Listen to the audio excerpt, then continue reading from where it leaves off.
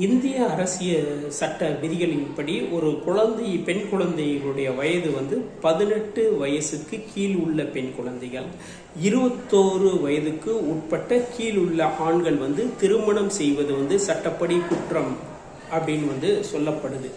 ஆனால் ஒடிசால இதெல்லாம் ஒரு பெரிய விஷயமே இல்லைன்னு சொல்லி பார்த்தீங்கன்னா ஒரு நாளைக்கு 3 குழந்தை திருமணங்கள் நடைபெறுகிறது. ஸோ ஒடிசா அரசு பல்வேறு வகையான முயற்சிகள் எடுத்துக்கிட்டு வராங்க.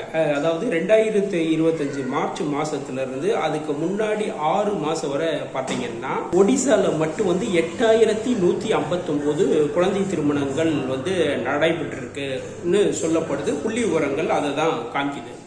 இதுல பாத்தீங்கன்னா நபாரங்கல் மாவட்டத்துல 1347 குழந்தை திருமணங்கள் நடைபெற்றிருக்கு. திருமணம் நடைபெறுவதற்கான காரணம் என்னன்னா, சில பழங்குடி அமைப்புகள்ல குழந்தை திருமணம் சர்வசாதாரணமா நடைபெற்றிருக்கு. பாரம்பரிய முறைப்படி நடைபெற்று வருது. இது ஒரு காரணம். இரண்டாவது என்னன்னா, பெற்றோர்கள் வேலைக்காக வெளியூர் செல்றாங்க. இதனால குழந்தைகளின் பாதுகாப்புக்கு இள வயதிலேயே திருமணம் செய்து கொடுத்திருக்காங்க. இது இன்னொரு காரணம்.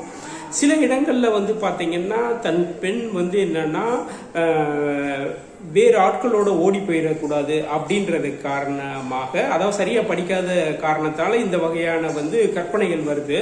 ஸோ அப்படி வர்றதுனால சிறு வயதிலேயே திருமணம் செஞ்சு வச்சிடறாங்க. இது ஒரு காரணம். வரதட்சணை பிரச்சனைக்காகவும் குழந்தை திருமணங்களை சில பேர் பண்ணி விடுறாங்க. மாநில அரசு, ஒடிசா மாநில அரசு இதுக்காக தீவிர முயற்சி எடுத்துக்கிட்டு இருக்கு. பஞ்சாயத்து ஒன்றியமும் அங்கன்வாடி ஒன்றியமும் இணைந்து 3 மாசத்துக்கு ஒரு தடவை இந்த பிரச்சனையை தீர்க்கிறதுக்காக பல்வேறு வகையான முயற்சிகளை மேற்கொண்டு வர்றாங்க. மாநில அரசும் இதை ஒடுக்க தீவிர நடவடிக்கை எடுத்துக்கிட்டு வருது.